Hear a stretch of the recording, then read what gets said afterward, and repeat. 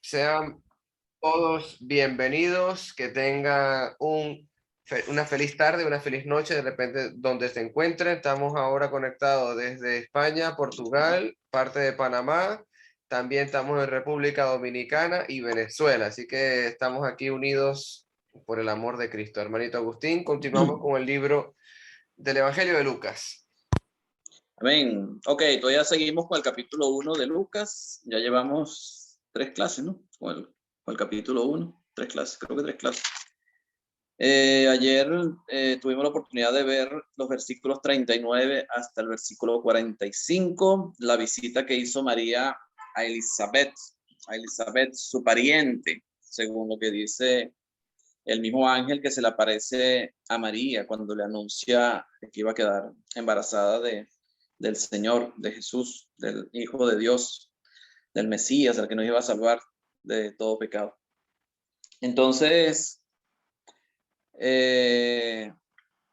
vemos que ella visita a María, como dijimos ayer, dice que fue apresuradamente para allá. Aparentemente María era alguien de mucha confianza Elizabeth era alguien de mucha confianza de María. Cuando ella sabe que está embarazada del Espíritu Santo, ella me imagino que quería compartirlo con Elizabeth en ese momento.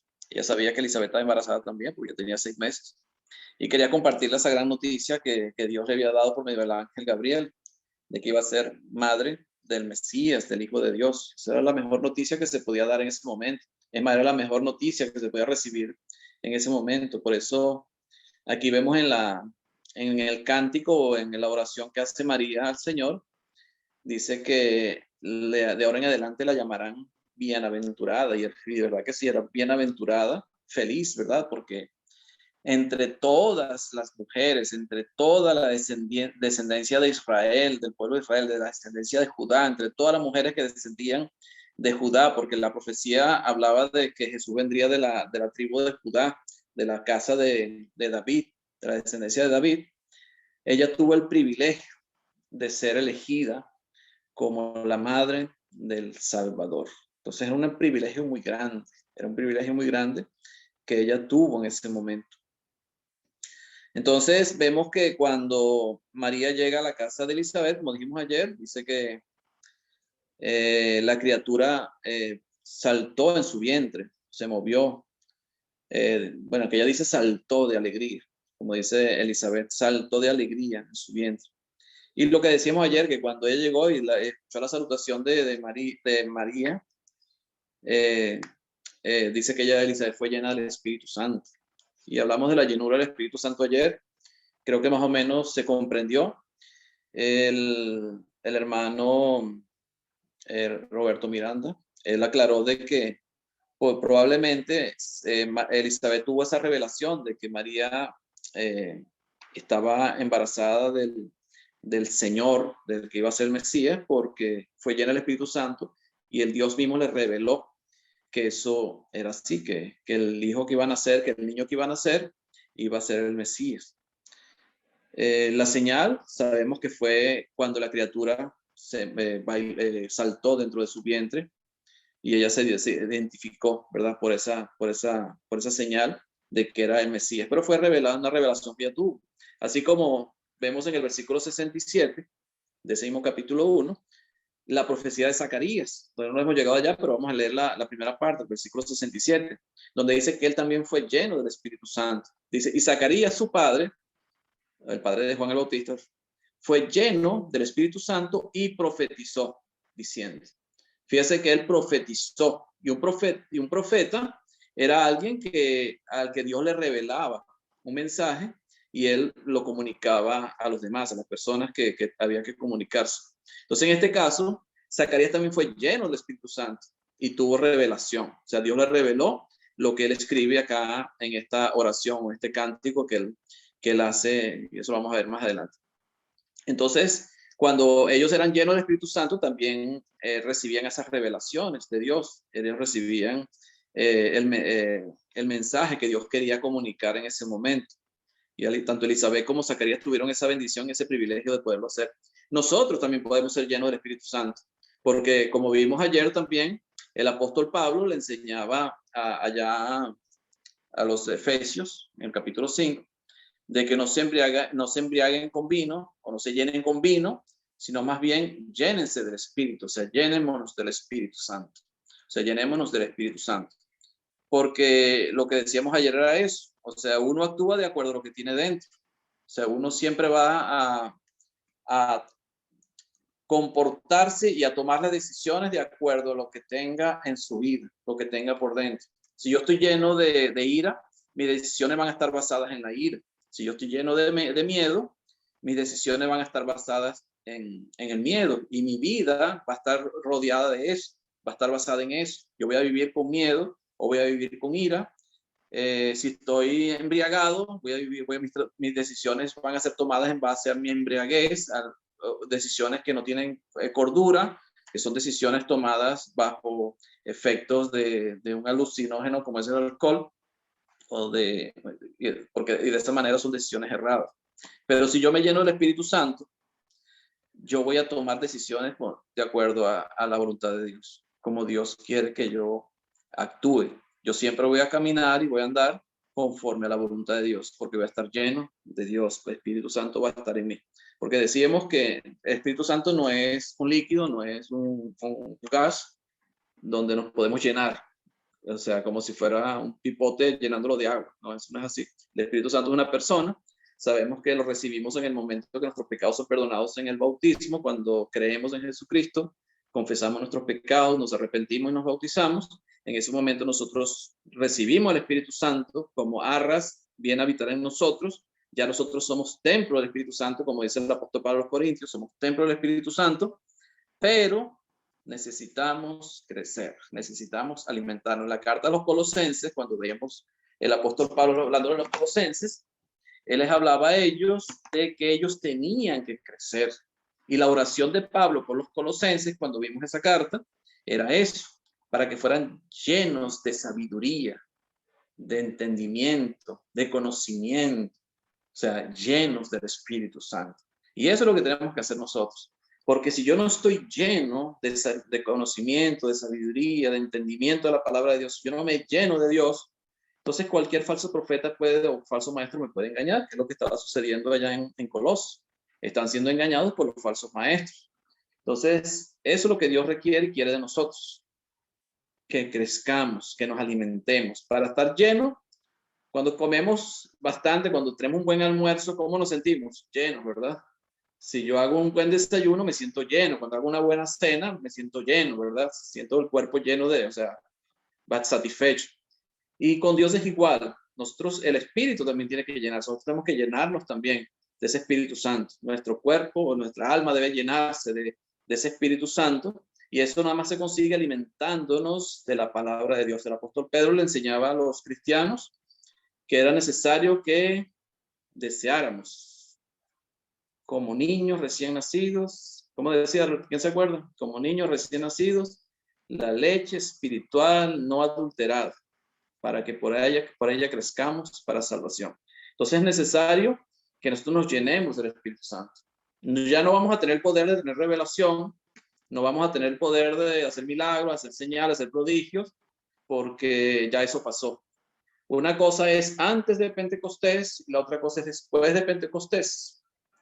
Antes de Pentecostés existían estas cosas, porque esto que Lucas está escribiendo fue antes de Pentecostés, pero después de Pentecostés, después que los apóstoles reciben el Espíritu Santo, por cierto, que allá también se habla de que ellos fueron llenos del Espíritu Santo, los apóstoles, cuando fueron bautizados en fuego y en lenguas que repartían como de fuego, o sea, fueron bautizados en Espíritu Santo, ellos fueron llenos del Espíritu Santo y fueron cuando recibieron ese poder de hablar en lenguas, hacer señales y prodigios.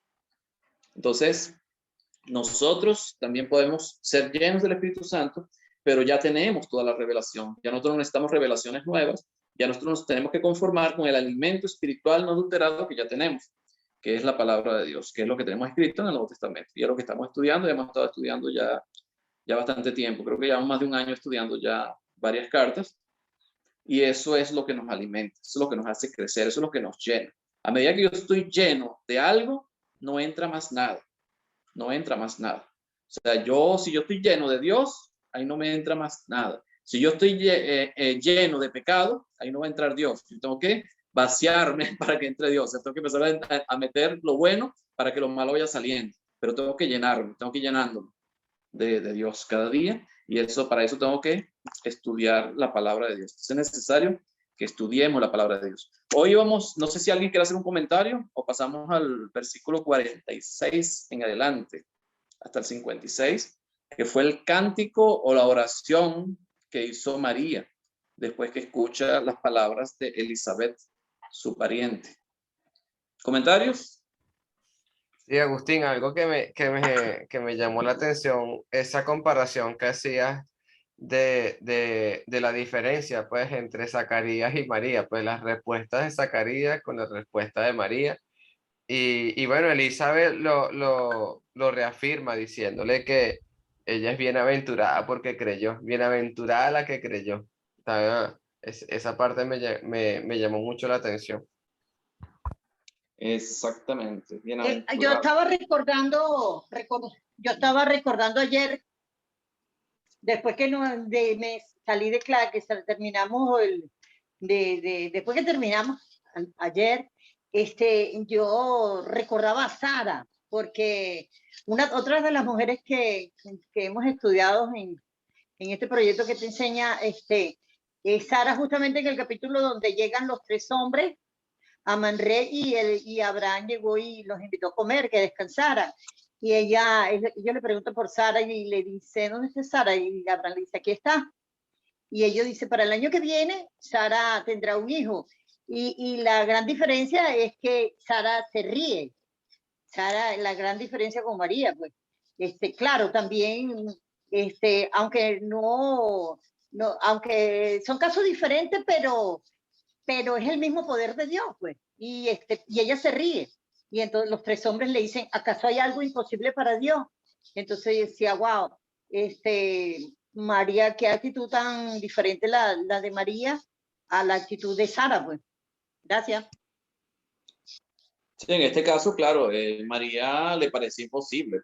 Bueno, es que cualquier ser humano en su lógica humana es imposible. O sea, como una mujer de 80, 90 años, que era la edad que tenía Sara más o menos, siendo ya de esa edad, ya era estéril, pues ya no podía tener hijos, era imposible pues, con esa edad. ¿Cómo iba a tener un hijo?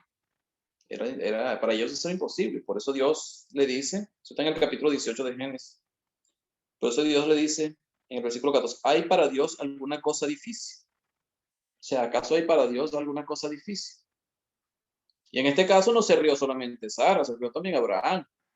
Y el nombre de Isaac viene porque Abraham se rió. Si vemos en el versículo 17 de Génesis, dice el versículo 16.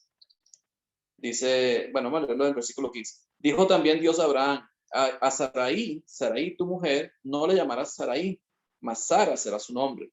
Y la bendeciré y también te daré de ella hijo. Sí, la bendeciré y vendrá a ser madre de naciones. Reyes de pueblos vendrán de ella. Entonces Abraham se postró sobre su rostro y se rió y dijo en su corazón, a hombre de 100 años ha de nacer hijo y Sara ya de 90 años ha de concebir. Y dijo Abraham a Dios, ojalá Ismael viva delante de ti. O sea, para Abraham, que es el llamado el padre de la fe, cuando vemos en Santiago, él dice que es el padre de la fe, o sea, es llamado el padre de la fe. Y a Abraham le costó creer eso. Es más, él se rió, el primero que se rió fue él.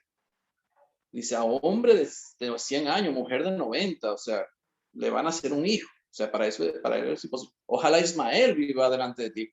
O sea, para él el heredero era Ismael, no Isaac, porque para ellos era imposible que pudieran tener un hijo.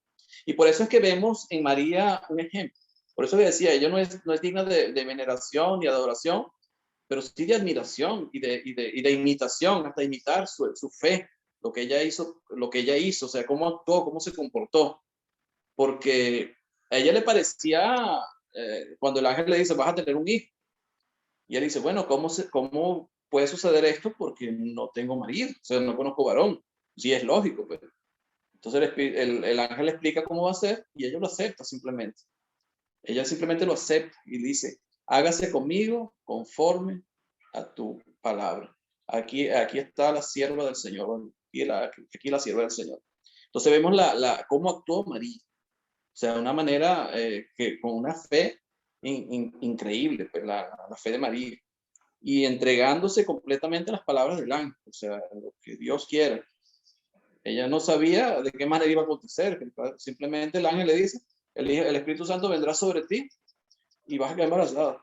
¿Cómo va a ser eso? No sé, pero vas a quedar, o sea, ella simplemente no entendía, pero eso sucedió y ella lo aceptó, porque la fe es eso, es aceptar lo que no entendemos. Y el problema del ser humano muchas veces es que quiere explicación para todo, y hay cosas que no hay explicación. ¿Cómo explicas que Sara con 90 años y Abraham con 100 años hayan tenido un hijo? ¿Cómo explicas que Zacarías con Elizabeth hayan tenido un hijo? Eso es algo que no tiene explicación. ¿Cómo explicas que María haya quedado embarazada siendo virgen? Eso no tiene explicación. La fe es aceptar sin buscarle explicación, simplemente confiando en Dios, que Dios es el que hace la obra siempre. Esa es la fe. La fe es eso. Y vemos el capítulo 11 de Hebreos y habla de los hombres y las mujeres de la fe. Y ellos actuaron por fe, sin ver hasta lo prometido. Pero ellos siempre actuaron confiando de que la promesa de Dios siempre se va a cumplir. Dios siempre cumple sus promesas. Y un cristiano de verdad, un cristiano que vive para Dios, debe vivir así, confiando en que las promesas de Dios se cumplen, que Dios no hace las cosas por casualidad y que todo va a cumplirse en su momento. No en nuestro momento, sino en el momento de Dios. Y esos ejemplos tenemos bastantes en la Biblia sobre eso, sobre los que esperaron en Dios, los que esperaban en Dios. Elizabeth se ve que sus oraciones, o el caso de Zacarías, cuando el ángel se aparece a Zacarías, el ángel lo primero que le dice es, tus oraciones han sido escuchadas. Él estaba orando porque para que Elizabeth tuviera un hijo. Y él seguía orando porque fueron escuchados, o sea, él seguía orando. ¿Cuánto tiempo estaría orando por el hijo? No se sabe. Pero estuvo orando mucho tiempo y sus oraciones fueron escuchadas. Y cuando el ángel le dice, vas a tener un hijo, todavía dudó, dice, bueno, pero ¿cómo hacemos? Igual que Abraham. ¿Y esto cómo va a suceder? O sea, lo veía como difícil, lo veía como imposible. Aquí, a diferencia de Abraham, el ángel no le dice que acaso hay algo difícil para Dios. Aquí no lo dice de esa manera, sino que lo dice diferente.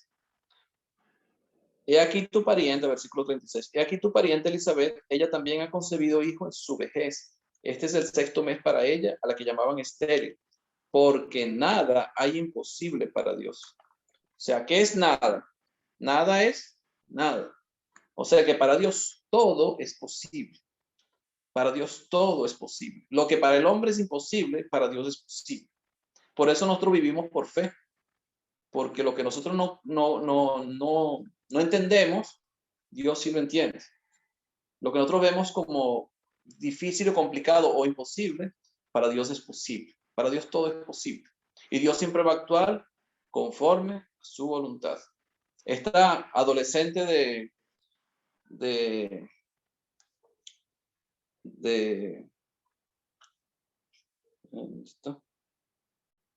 Galilea, esta adolescente de Galilea, ella jamás fue a esperar que alguien se le iba a aparecer un ángel anunciándole esto. Pero sucedió. Ella, ¿cómo iba a pensar jamás que ella sería la madre del Salvador? Eso es algo que a lo mejor nunca le pasó por la cabeza. Pero ella siempre actuaba conforme a la voluntad de Dios. Dios vio la bajeza de ella. Fíjese cuando ella, vamos a leer el versículo 46 en adelante, vemos cómo era ella y cómo ella exalta a Dios y ve y habla sobre la misericordia de Dios en esta lectura de este salmo o esta oración que ella hace al Señor después que Elizabeth le habla a ella. Dice el versículo 46. Entonces María dijo, después que escucha a Elizabeth sobre las palabras que dice acerca del Mesías, engrandece mi alma al Señor, engrandece mi alma al Señor, y mi espíritu se regocija en Dios, mi Salvador, mi Salvador. Fíjese que ella misma reconoce a Dios como su Salvador y ella engrandece a Dios. O sea, mi alma engrandece al Señor. O sea, es el grande, el todopoderoso.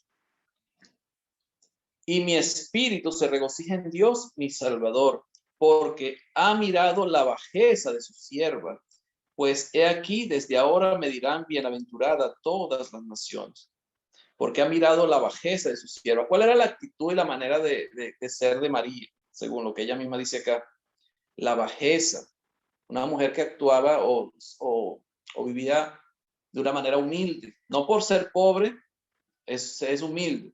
Uno es humilde cuando no exalta sus propias cualidades, cuando uno mismo se ve como necesitado de alguien. En este caso, la humildad tiene que ver cuando tú necesitas de alguien más, cuando tú dependes de alguien. En este caso, uno depende de Dios. Entonces, la humildad, el que es humilde de corazón, es aquel que depende, o pobre en el corazón, es aquel que depende de otro. En ese caso, nosotros dependemos de Dios. María siempre dependió de Dios, por lo que ella misma está diciendo. Dios ha mirado la bajeza de su sierva. Dice lo mismo que en el versículo 38. María dijo, he aquí la sierva del Señor. Ella siempre se identifica como la sierva del Señor. Siempre fue sierva del Señor, esclava del Señor. Y sabemos que un siervo no tenía voluntad propia. Un siervo se sujetaba a su amo, se sujeta a la voluntad del amo. En este caso ella se sujetaba siempre a la voluntad de Dios. Y aquí desde ahora me dirán bienaventurada todas las generaciones. ¿Quiénes son todas las generaciones? Todas, las generaciones todas, desde que el ángel se le aparece a ella en el primer siglo hasta hoy. ¿Cómo vemos nosotros a María entonces? ¿Cómo debemos verla nosotros? Como una mujer bienaventurada, feliz, escogida por Dios, elegida por Dios, ¿verdad? Para ser la salvadora del mundo, para que naciera el salvador del mundo de ella, para que el Dios mismo se encarnara y viniera al mundo. Y Dios elige a esa mujer, una adolescente que vivía en ese tiempo en Judea, en Nazaret, una ciudad que era pequeña, una ciudad que era el mismo Natanael cuando Felipe lo llama, que le había aparecido el Mesías, allá en Juan capítulo 2, creo que está, le dice, hemos encontrado al Mesías, a Jesús el de Nazaret. ¿Y qué dice Natanael? ¿Acaso de Nazaret puede salir algo bueno? O sea, Nazaret era una ciudad insignificante, no tenía mucho valor. Y Dios elige una mujer de Nazaret, una adolescente de Nazaret prácticamente, para que fuera la mamá del Salvador, para que de ella naciera el Salvador. Por eso, cuando hablemos de María, hablemos con orgullo de María, o sea, porque ella es bienaventurada, Dios la eligió. No, yo lo que dije, no la vamos a adorar como hace la Iglesia Católica, ni vamos a venerarla como hace la Iglesia Católica, pero sí es digna de admiración y de imitación, imitar su fe, imitar su comportamiento, imitar lo que ella hizo. Cuando se hicieron las bodas en Canaán y se acabó el vino, ella le dijo al maestresala, hagan todo lo que él les diga. Y eso es la actitud que debemos tener nosotros, hacer todo lo que Jesús diga. Agustín, Ya estaba clara en eso, dime.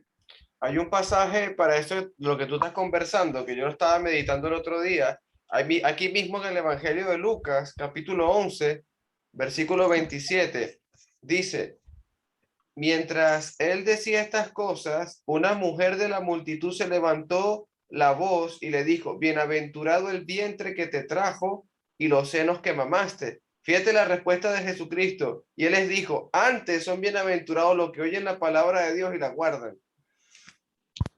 ¿Y qué hacía María? Eso. Ella era seguidora de Dios, ella era temerosa de Dios, ella tenía fe, ella quería hacer la voluntad de Dios siempre. Era una mujer que amaba a Dios.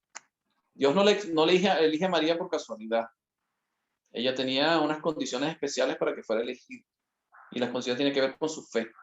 Dios sabía que ella no se iba a echar para atrás cuando el ángel le dijera, vas a quedar embarazada del Espíritu Santo, siendo virgen, soltera, no te vas a casar todavía José, no se va a poder acostar contigo y vas a quedar embarazada. O sea, las consecuencias eran graves, las consecuencias eran difíciles de aceptar, pero Dios sabía que su fe era inquebrantable, era una fe fuerte, sólida y que ella iba a aceptar esa responsabilidad de ser la madre de Jesús, a pesar de que podía recibir el rechazo de José, que todavía no estaban juntos, todavía no habían estado juntos. Era su novio, su novio en el que se iba a casar, pero ya estaban comprometidos para casarse. Entonces Dios sabía que ella era así. Entonces más bienaventurados son los que escuchan la palabra y la hacen.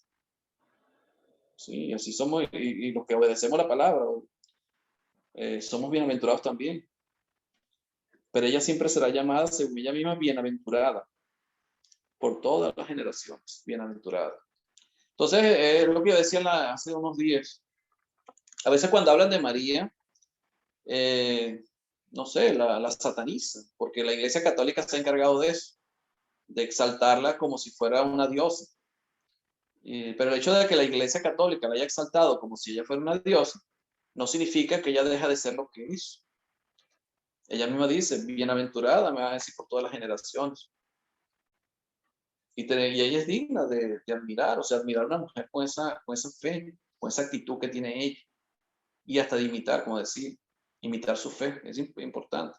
Ella fue de las pocas personas que estuvo al pie de la cruz cuando Jesús fue crucificado, hasta los apóstoles. Solamente Juan estuvo con él, pero los demás apóstoles huyeron, se escaparon por miedo a que le pasara lo mismo que le estaba pasando a su maestro. Pero entre ella, María Magdalena y otras mujeres son las que estaban ahí al pie de la cruz. María estaba cuando estaban los 120 en el aposento alto, antes de que llegara el día de Pentecostés, o días antes de Pentecostés, antes que los apóstoles recibieran el Espíritu Santo. Ella siempre estuvo ahí en las cosas de Dios, o sea, siempre ella compartía con las cosas de Dios. Y lo último que se sabe de ella es esa parte, ahí cuando estuvo con los 120 en el aposento alto. Entonces, el versículo 49 decía, porque me ha hecho grandes cosas el poderoso, santo es su nombre. Porque me ha hecho grandes cosas el poderoso. ¿Qué grandes cosas le hizo el poderoso a María? O sea, los que tenemos fe, ¿hacia dónde miramos? ¿Qué es lo que nosotros miramos como grandes cosas? ¿Qué es lo que nosotros miramos como importante para nosotros? Porque a veces, como decía Santiago, pedimos, pero pedimos mal. Porque a veces creemos que las grandes cosas que Dios puede hacer por nosotros tienen que ver con nuestra vida terrenal, con nuestra vida física aquí en el mundo. Pero las grandes cosas realmente no son estas. Las grandes cosas son las que vienen. Y Dios ha hecho grandes cosas por nosotros. Dime, Alejandro. No, te estoy afirmando lo que estás diciendo, que eso es correcto, hermano. Que se está levantando la mano. Así es. O sea, porque a veces uno dice, bueno, María, ¿qué cosas grandes hizo Dios por María? Porque María era una mujer humilde de Nazaret. O sea, ella no tenía grandes riquezas, porque sabemos que cuando ella fue a presentar al niño, el sacrificio fueron unas palomas, que fue lo que sacrificaron, y eso nada más lo hacían los que eran pobres, porque los que tenían dinero llevaban ovejas o animales más grandes. Los que eran pobres llevaban el poco que podían ofrecer, que era un sacrificio de una paloma o algo así, un animal pequeño. Entonces era una mujer que no tenía abundancia de bienes, o aparentemente no los tenía. El mismo Jesús tuvo que nacer en un pesebre allá en Belén cuando el censo, pero no se ve que tuviera mucha abundancia de dinero ni de bienes. José era carpintero, por lo que dice la Biblia. Era un oficio normal en la época, o sea, simplemente vivía de lo que hacía. Pero Dios ha hecho grandes cosas con ella, ha hecho grandes cosas, el poderoso. Y Dios por nosotros también ha hecho grandes cosas, y muy grandes. El hecho de que Jesús haya nacido ya es una gran cosa que Dios ha hecho por nosotros. Cosa que a veces confundimos que son grandes cosas. Siempre buscamos lo material, buscamos las cosas del mundo. Y es lo que muchas veces le pedimos a Dios, que Dios nos dé cosas del mundo. Y la verdadera petición y lo que Dios quiere que nosotros le pidamos es lo que viene. O sea, que nos preparemos para lo que viene, que añoremos es bien, lo que viene después. Esa tierra prometida que Dios nos tiene preparada allá en los cielos, esa nueva Jerusalén. Eso es lo que Dios espera que pidamos y que deseemos. Dice, santo es su nombre, santo es su nombre. y su misericordia es de generación en generación a los que le temen. Entonces María, está hablando de que Dios es misericordioso. Pero ¿con quién es misericordioso Dios? ¿Con quién tiene misericordia? Dios ha tenido misericordia con todo el mundo. Porque el hecho de que Dios haya enviado a su Hijo a morir por nosotros, a pagar la deuda que debíamos nosotros, a cumplir la justicia de Dios en su Hijo, ya vemos la misericordia de Dios con todos, porque le dio la oportunidad a todos de poder ser salvos. No solamente un grupo, sino que todos sin excepción, como dice el apóstol Pedro. Dios no retarda su promesa, como en el capítulo 3 de 2 Pedro. Dios no retarda su promesa como algunos la tienen por tardanza, sino que es paciente para con nosotros, porque Él no queriendo que ninguno perezca, sino que todos procedan al arrepentimiento. O sea, que pero Dios de todos, que todos procedan. O sea, Dios quiere que todos se salven. El deseo de Dios es que todos se salven. Pero la misericordia de Dios va a ser con los que sean temerosos de Él, los que acepten su voluntad, los que se sujeten a Dios, los que quieran hacer la voluntad de Dios. Ahí son los que van a obtener esa misericordia de Dios. Dios es misericordioso con todos, pero los que la van a obtener son los que se sujeten a Dios, los que estén con Él, los que hagan su voluntad, los que quieran vivir conforme a la voluntad de Dios.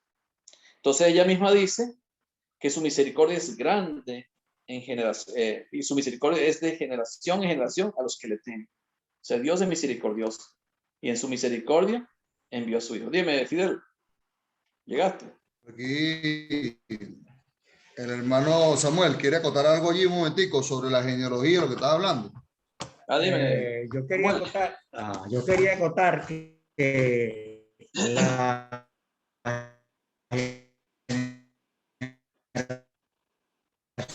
que viene exportada, no, es que eso viene de una genealogía, eso viene de una generación. José viene de la generación que viene exportada a Babilonia, hijo de Jacob. Entonces, por eso es que María es la bendecida. No se escucha bien. No podía agarrarlo José. Fidel, desactiva la cámara. Mejor que desactive la cámara, a ver si se escucha mejor, Sí. no se escucha bien. O sea, que es una generación. ¿Puedes repetir otra vez, hermano? Digo yo, No se no escuchó sé si me escuchan ahora. Ahora sí escuchamos. ¿Me oye? Sí. ¿Me oye? Ahora sí. Bueno, que hubo una generación que vino de Babilonia, ¿verdad? Dicen que, bueno, María fue porque fue escogida y porque María fue escogida es porque la esposa de José era porque ya venía de una generación, ya Dios sabe lo que va a hacer, ¿verdad? Y lo veo tan perfecto que la generación que vino de Babilonia, ¿verdad? Fue, y María como la prometida de José, tenía que ser la escogida porque eso viene por generaciones. O sea, no porque la vio, sino que eso tenía que cumplirse. Por eso es que Mateo comienza con la generación. Dice José, hijo de Jacob, esposo de María. Eso es correcto. Pues ya estuvieron 400 años en clavos, pero el caso es que ella puede haber sido por generación porque sabemos que venía de la casa de Judá, de la tribu de Judá y venía de la casa de David. Dígame, hermano. Sí, era de la generación que venía de Babilonia, de las que regresaron de Babilonia. Bueno, vemos que Jacob es el papá de José y José es el marido de María, la madre de Jesucristo. Entonces vimos que cómo el Señor ordena, cómo Dios ordena la genealogía para que resulte María la madre de Jesucristo. Amén. Exacto, pero tenía que tener condiciones, o sea, no puede ser. Claro, o sea, tenía que claro, tener esa era una condición, que era señorita, era doncella, esa era la condición. No, porque doncellas Unado a había eso. muchas, o sea, doncellas había muchas, o sea, tenía que haber una condición especial para que fuera elegida. Esa era la condición Hermanito, especial. en este caso, la genealogía venía por el varón. Venía por el varón, exacto, porque José no podía dar a luz, me imagino. Tiene que ser la compañera de él. Lo que yo entiendo que me comentaba mi hermano Agustín, que es lo que estamos estudiando, es que, bueno, si efectivamente Dios escogió a María y realmente en esa tribu había muchas mujeres, pero específicamente era el amor de Dios hacia María. Amén. Ok, continuamos. Estoy de acuerdo. Vamos a llegar a la genealogía. Ya prontamente estaremos viendo la genealogía de Jesús. Aquí mismo Lucas habla de la genealogía. Ok, continuamos entonces con el versículo 51. Hizo proezas con su brazo, esparció a los soberbios en el pensamiento de sus corazones, quitó de los tronos a los poderosos y exaltó a los humildes. Fíjate cómo vemos a Dios actuando. ¿A quién escoge Dios para hacer su voluntad? Ella misma dice que él escogió a los humildes. Dice, esparció a los soberbios en el pensamiento de sus corazones, quitó de los tronos poderosos y exaltó a los humildes. ¿A quién exalta Dios? A los humildes. Y cuando hablamos de humilde, lo que dije hace rato, cuando hablamos de ser humilde, no significa ser pobre. No es porque eran pobres de bienes. El humilde es aquel que siente que tiene dependencia de alguien o que depende de alguien. El humilde siempre va a depender del que tiene más posibilidades. Pero el que es humilde o pobre de corazón, pobre de espíritu, como decía Jesús, es el que depende de Dios, el que no depende de sí mismo, el que no es autosuficiente, sino que sabe que tiene a alguien más arriba de él y de ese depende. Y Dios exalta a los humildes, exaltó a los humildes. ¿Y de quién está hablando ella cuando dice exaltó a los humildes? De ella misma, porque la miró a ella, miró fue a María. Y no solamente miró a María, también miró a José y sabía qué corazón tenía José, porque ellos tenían que hacer la pareja perfecta para Dios, porque no solamente María iba a criar a Jesús desde pequeño, sino que José también estaba ahí, era el varón de la casa. Yo no sé cuánto tiempo vive José, porque la Biblia no habla de eso. Aparentemente era mucho mayor que María, pero él tenía que estar ahí también, siendo ejemplo para su hijo también, para Jesús. Vemos hasta aquí mismo Lucas lo narra, hasta que Jesús tenía 12 años, pero él siempre fue ejemplo, él siempre estaba sujeto a sus padres, como dice Lucas, él estaba sujeto a sus padres, mientras era menor de edad. Entonces ella misma dice, exaltó a los humildes, o sea, ella fue exaltada. Dios la tomó en cuenta, o sea, alguien que era humilde. Fíjense lo que dice el Salmo 137, si no me equivoco. Versículo 6. Salmo 137. Versículo 6. 137. Ya lo voy a conseguir.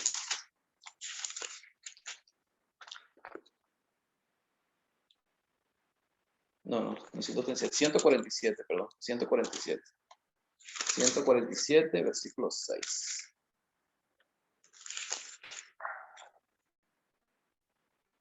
El versículo 6 dice, Jehová exalta a los humildes y humilla a los impíos hasta la tierra. Dice, Jehová exalta a los humildes y humilla a los impíos hasta la tierra. Entonces, ¿a quién exalta Dios? A los humildes. Fíjense cómo lo dice Santiago en el capítulo 4. Santiago capítulo 4, versículo 6. Versículo 6. Pero él da mayor gracia. Por esto dice, Dios resiste a los soberbios y da gracia a los humildes.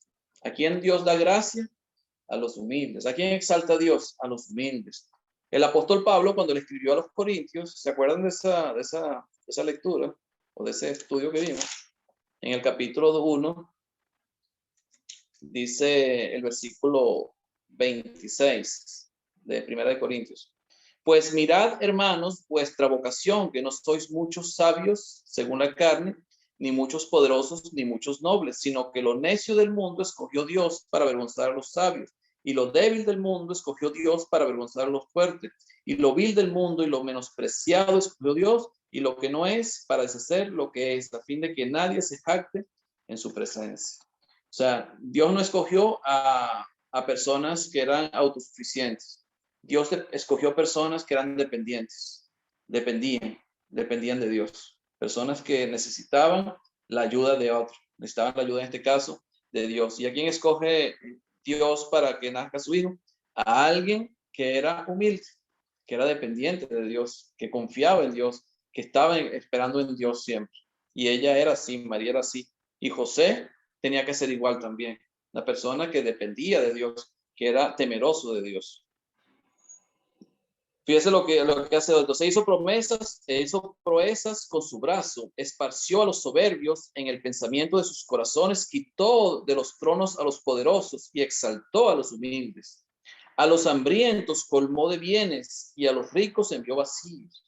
¿A quién da Dios bendiciones? Dice, a los hambrientos colmó de bienes y a los ricos envió vacíos. Dios toma en cuenta el humilde de corazón, el que es humilde para Dios.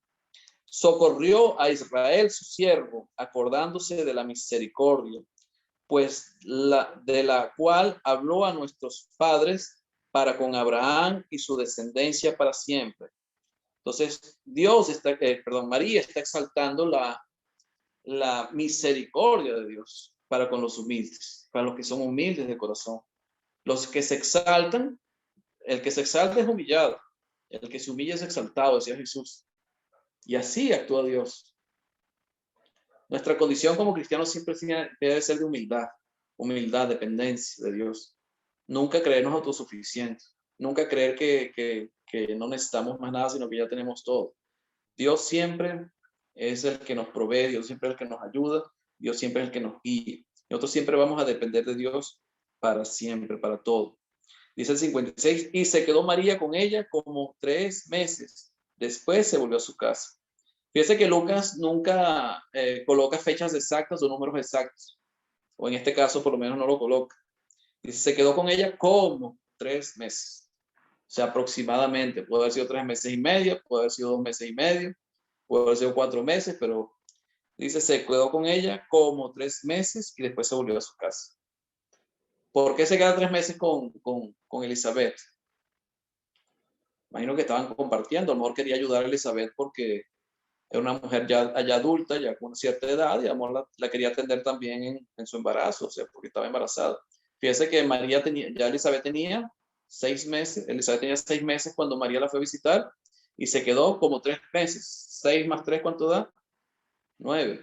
O sea, se quedó prácticamente hasta que Elizabeth iba a dar a luz, o dio a luz, aunque no se menciona que María estuviera presente cuando Elizabeth dio a luz, pero probablemente la estuvo asistiendo durante su embarazo o los últimos meses de su embarazo, porque a lo mejor era necesario que la asistiera. Como toda mujer embarazada necesita alguien que esté con ella y la ayude imagino que los quehaceres de su casa, atender al marido, hacer la comida, lavar, o sea, todas las cosas que tenía que hacer, porque imagino que el embarazo de Elizabeth era un embarazo de alto riesgo.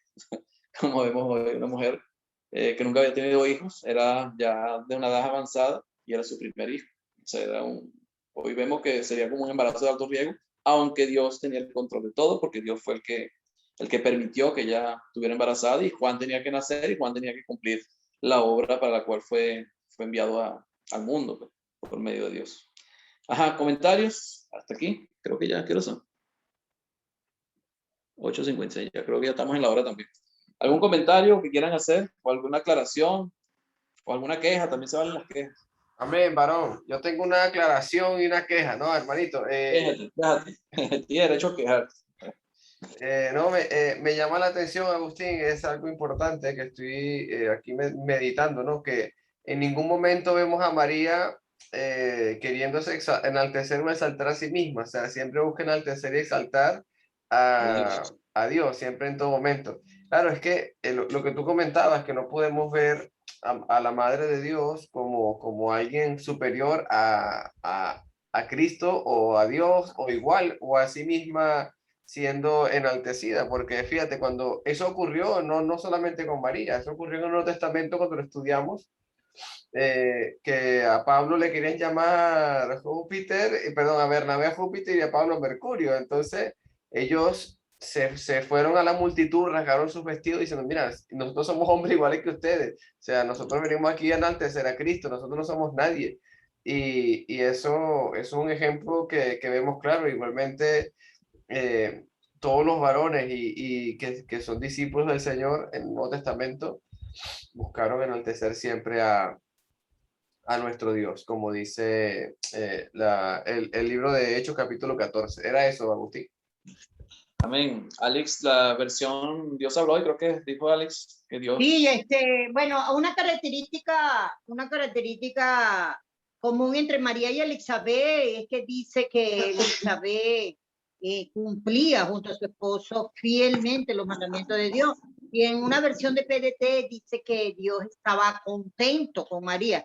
Entonces son una característica común entre estas dos mujeres, pues, que eran mujeres fieles a Dios, mujeres fieles a las palabras para ella en aquel tiempo, el Antiguo Testamento, pues las profecías y todo lo que todo por lo que ellas eran enseñadas, pues, que era lo que yo decía ayer, que esa respuesta de María tiene que haberla ella conocido de David, pues de los escritos que habían de David, porque David lo había hecho, y también considero que como la formación de Jesús desde niño, me imagino que no le enseñaría a María, y Jesús pues respondió igual como ella respondió cuando le tocó a ella frente a la misión que había sido para la cual había sido elegida. Entonces hay una conexión ahí entre esa fidelidad con a los mandamientos del Señor,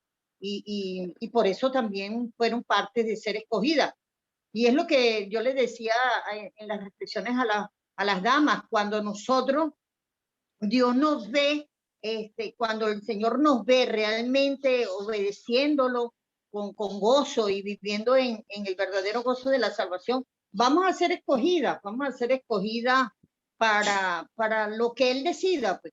Yo me quedo sorprendida porque yo estoy aquí sola en Panamá, y bueno, desde aquí pues hago mi trabajo para Dios a través de los grupos de damas, y he recibido muchísimas invitaciones para dar una reflexión, y yo digo, wow, Señor, gracias, porque sé que esto no sucede por coincidencia, porque pues no me conoce, pues somos grupos los que nos manejamos a nivel internacional por el Zoom, y yo dije, bueno, Señor, esto viene de parte de ti, pues cuando Él te ve trabajando para Él dice, bueno, esta es la persona indicada que quiero que lleve un mensaje, y a eso pues hay que estar muy, primero agradecido, y segundo, manteniéndose en esa fidelidad y en ese gran deseo de servirle. Gracias. Eso es lo malo, hermana, de dar buenos estudios, que cuando tú das buenos estudios, entonces te buscan para que sigas dando estudios, hermano. Y los estudios suyos son buenos. Amén, amén. He aprendido mucho de la palabra con ustedes. No, usted aprende mucho de Dios, no de nosotros. Así es, la gloria para Dios, hermanita. Mira, yo dije que de la palabra de Dios con ustedes. Está llena del Espíritu Santo, amada hermana. Está llena, la hermana está llena. Amén. Llénate. Gloria a Dios. Hay una cosa, Agustín, que bueno, que seguramente veremos la próxima semana, pero ese niño que van a ser llamado Juan el Bautista, luego más adelante, como No le he dice, llamado Juan, no. sí, bueno, Juan, como dice más adelante, dice el capítulo 7, me llama la atención que dice, os digo que de los nacidos de mujeres no hay otro profeta como Juan, pero el más pequeño en el reino de Dios va a ser el mayor que él. Ese niño, hermano, ese niño va a ser impresionante. Porque el fin de todo era la iglesia. Así es. Este es el fin de todo, o sea, el propósito de todo era la iglesia. Eso estaba profetizado o profetizado de antes de la fundación del mundo. Ya Dios tenía ese plan. Y el plan era la iglesia. Porque la iglesia es donde se forma el cuerpo de Cristo, que es todos los miembros que forman la familia de Dios. Bueno, hermano, si quieres hacemos la oración y para antes que se vaya. Para finalizamos entonces, hermanos. Una oración, entonces ya estamos terminando.